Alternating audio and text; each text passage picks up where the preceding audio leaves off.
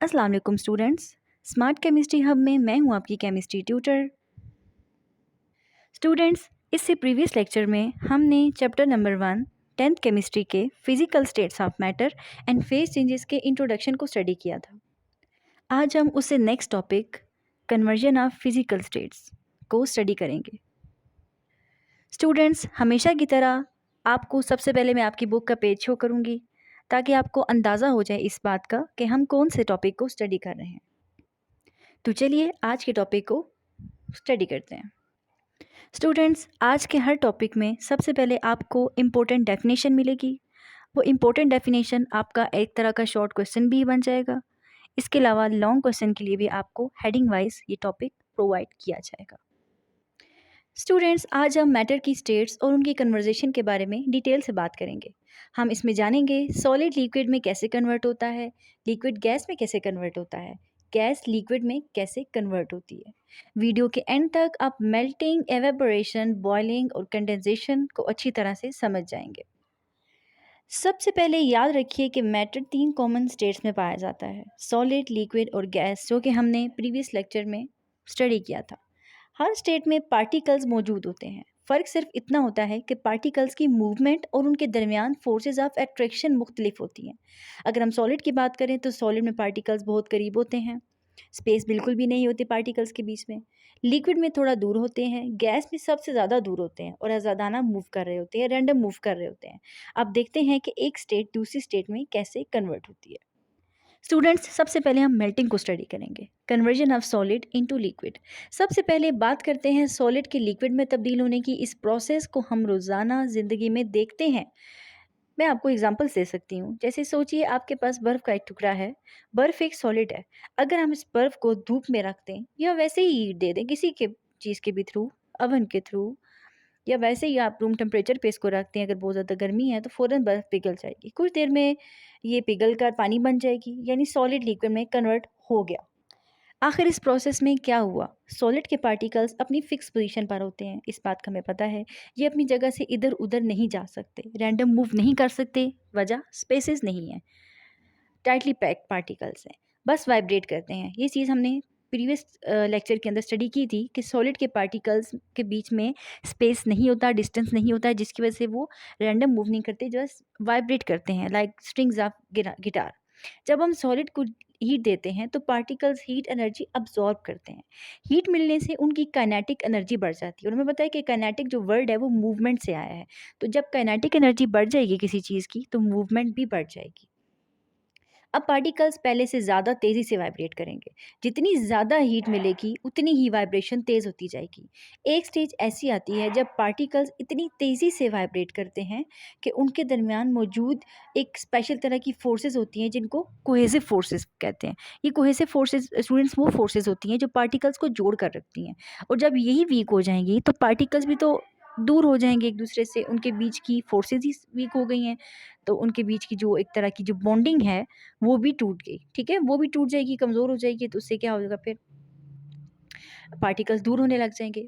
फिर क्या होगा? सॉलिड अपनी फिक्स अरेंजमेंट खो देता है और पिघलना शुरू हो जाता है। तो स्टूडेंट्स, ये थी मेल्टिंग। ये मेल्टिंग का प्रोसेस था। अब मेल्टिंग पॉइंट क्या है? स्टूडेंट्स, जिस टेम्परेचर पर कोई सॉलिड पिघलना शुरू होता है, उसे मेल्टिंग पॉइंट कहते हैं।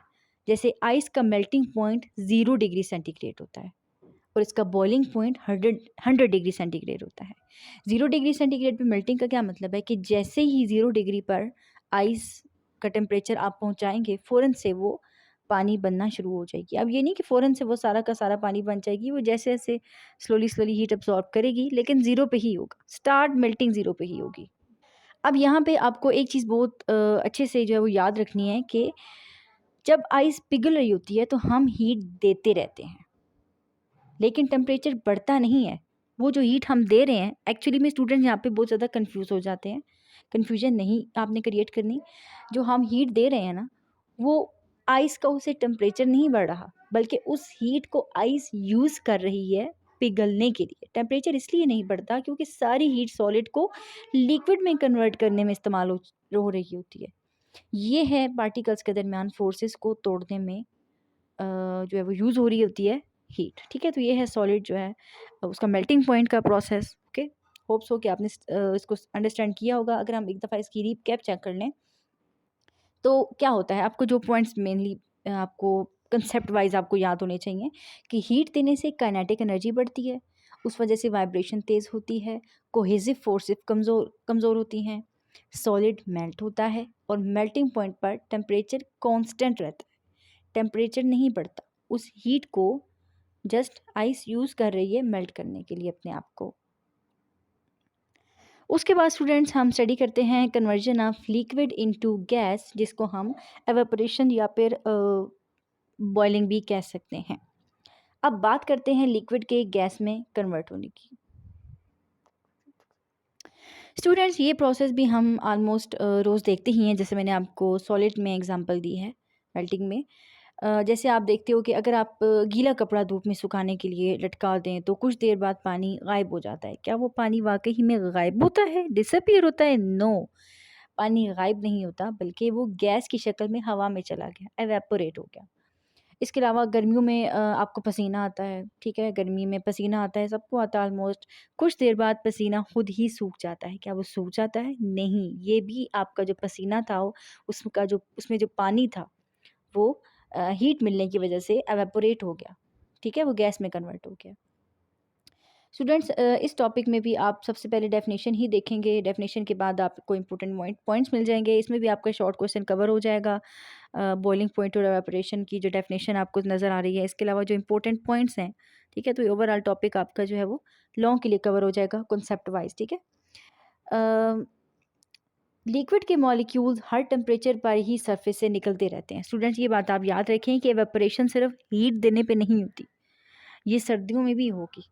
फ़र्क ये है कि टेम्परेचर ज़्यादा होने की वजह से वो ज़्यादा होगी एवेपोरेशन, और सर्दियों में टेम्परेचर कम होने की वजह से वो एवेपोरेशन कम होगी। इसलिए आप देखते होंगे कि गर्मियों में अगर आप पानी किसी बर्तन के अंदर डालकर रखते हो तो थोड़ी देर बाद वो कम होता हुआ नज़र आएगा, कुछ घंटों बाद वो कम होगा, जल्दी कम होगा गर्मियों में।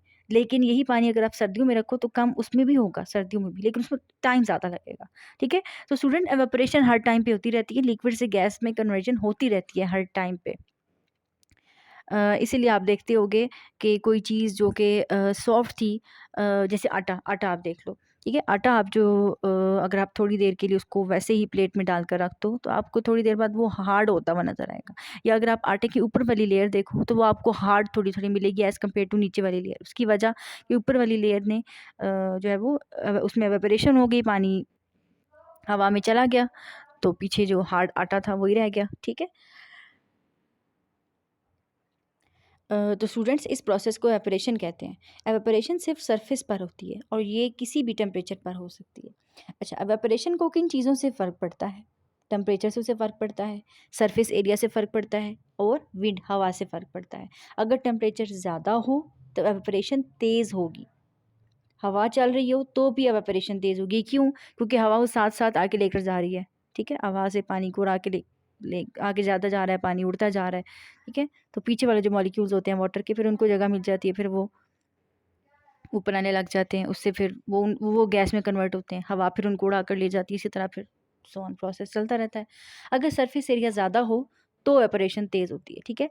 अगर आप कब आपने कभी नोटिस किया होगा, चाय का जो कप है उसमें चाय लेट ठंडी होगी, और जो पेरिच होती है जिसे आप इंग्लिश में सॉसर भी कहते हैं, उसमें जो है वो चाय जल्दी ठंडी हो जाती है। इसकी वजह वजह स्टूडेंट्स एक ही है, एवेपोरेशन, कि जब आप जगह कम होती है, ठीक है? कोई चीज़ फैली हुई नहीं होती, क्लोज़ होती है, टाइट होती है, तो उस चीज़ में से एवेपोरेशन ज़रा, ज़ाहिर बात है मुश्किल है ना उसमें से पार्टिकल्स का बाहर निकलना, कि जब आप उनको खुला छोड़ देते हैं, स्प्रेड कर देते हैं, तो फिर पार्टिकल्स को ज़्यादा जगह मिल जाती है, ठीक है? इसलिए ज़्यादा एवेपोरेशन जल्दी हो जाती है। उसके बाद स्टूडेंट्स आप सोचिए कि हम पानी को जब रखते हैं बर्तन उसमें चूल्हे के ऊपर, तो हीट देने से मॉलिक्यूल्स की काइनेटिक एनर्जी बढ़ती है, ठीक है? वही सॉलिड वाला प्रोसेस हम यहाँ पे थोड़ा सा देख रहे हैं कि जैसे काइनेटिक एनर्जी बढ़ती है, वैसे ही हमने जैसे सॉलिड में देखा था, इसी तरह लिक्विड के पार्टिकल्स को भी जब हम हीट देंगे तो उनकी भी काइनेटिक एनर्जी बढ़ेगी। फ़र्क ये है कि सॉलिड के मामले में वो जस्ट वाइब्रेट हो रहे थे और लिक्विड के मामले में अब वो वाइब्रेट भी होंगे, वो रैंडम मूव भी करेंगे। पार्टिकल्स और तेज़ मूव करने लगते हैं। हीट मिलती रहती है तो मॉलिक्यूल्स के दरमियान अट्रैक्शन और कमज़ोर होती जाती है। एक वक्त ऐसा आता है कि जब पानी के अंदर हर जगह बबल्स बनना शुरू हो जाते हैं। ये बॉइलिंग का स्टेज होता है। बॉइलिंग सिर्फ सरफेस पर नहीं बल्कि पूरे लिक्विड में होती है। जिस टेम्परेचर पर लिक्विड का जो वेपर प्रेशर है वो एक्सटर्नल प्रेशर के बराबर हो जाए, उस टेम्परेचर का बॉइलिंग पॉइंट, उस टेम्परेचर को बॉइलिंग पॉइंट कहते हैं। जैसे फॉर एग्जांपल मैं आपको पानी की मिसाल देती हूँ कि पानी का जो है बॉइलिंग पॉइंट 100 है, यानी नॉर्मल जो एटमॉस्फेरिक प्रेशर है उस पर पानी 100 डिग्री सेंटीग्रेड पर उबलना शुरू करता है। जैसे ही पानी का जो टेम्परेचर है वो 100 होगा, फ़ौरन से वो क्या होने लग जाएगा, बॉयल होने लग जाएगा। जब पानी बॉयल कर रहा होता है तो हीट देने के बावजूद टेम्परेचर कांस्टेंट ही रहता है। अब ये क्यों? क्योंकि दी गई हीट पानी को गैस में कन्वर्ट करने के लिए यूज़ हो रही है स्टूडेंट्स, टेम्परेचर बढ़ने के लिए यूज़ नहीं हो रही। ठीक है? तो याद रखिए, जब सॉलिड को हम हीट देते हैं तो हीट अब्ज़ॉर्ब हो रही होती है उसको मेल्ट करने के लिए, और जब हम लिक्विड को हीट दे रहे होते हैं तो उसको गैस में कन्वर्ट करने के लिए यूज़ हो रही होती है। ठीक है? अब हम थोड़ा सा डिफरेंस इसको स्टडी करते हैं, एवेपोरेशन और बॉइलिंग का डिफरेंस क्या है। स्टूडेंट्स, एवेपोरेशन हाई टेम्परेचर पर होती है, सिर्फ सरफेस पर होती है, स्लो प्रोसेस है। और अगर हम बॉइलिंग की बात करें तो बॉइलिंग स्पेसिफिक टेम्परेचर पर होती है, जैसे वाटर का 100, ठीक है, इसके इथाइल अल्कोहल एथेनॉल का 78, ठीक है, पूरे लिक्विड में होती है और फास्ट प्रोसेस है। ठीक है, ये डिफरेंस आपको आना चाहिए एवेपोरेशन और बॉइलिंग का। स्टूडेंट्स, उसके बाद हम conversion of gas into liquid, जो आज की हमारी लास्ट हेडिंग का, उसको स्टडी करते हैं हम। अब बात करते हैं गैस के लिक्विड में कन्वर्ट होने की। इस प्रोसेस को स्टूडेंट्स कहते हैं कंडेंसेशन। अगर आप देखो तो ये एक रिवर्स प्रोसेस है। ठीक है, एक चीज़ है जो गैस बन गई है, अब उस गैस को हमें वापस करना है लिक्विड फॉर्म में, तो स्टूडेंट इसको कंडेंसेशन कहते हैं।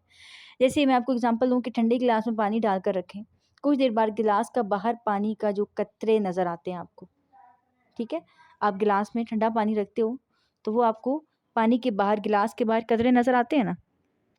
ठीक है, आपको फिंगर से अगर आप उसके ऊपर कुछ लिखो भी तो वो लिखा भी जाएगा वो।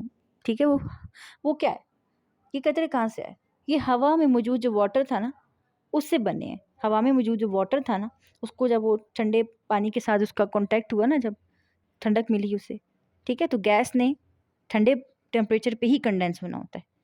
तो वो जो हवा में मौजूद वाटर था ना, वो गैस की फॉर्म में था, हीट अब्जॉर्ब की हुई थी ना उसने, इस वजह से वो जैसे ही उसको ठंडा गिलास मिला फ़ौरन उसके साथ वो टकराए पार्टिकल्स, तो फ़ौरन से वो ठंडे हो गए, हीट उनमें से रिलीज़ हो गई, तो क्या हुआ, वो कंडेंस बैक हो गए। सर्दी की सुबह जब आप घास पर पानी के कतरे नज़र आते हैं, वो भी क्या होती है, वो भी कंडेंसेशन की एक एग्जांपल है। या फिर जब आप किचन में गर्म चाय बनाते हैं तो भाप उड़ती है, अगर आप उस भाप के ऊपर ठंडी प्लेट रखें या इवन अपना हाथ भी रखें तो ठीक है, आपके हाथ के ऊपर भी नमी नमी फील होगी। वो ऐसा क्यों?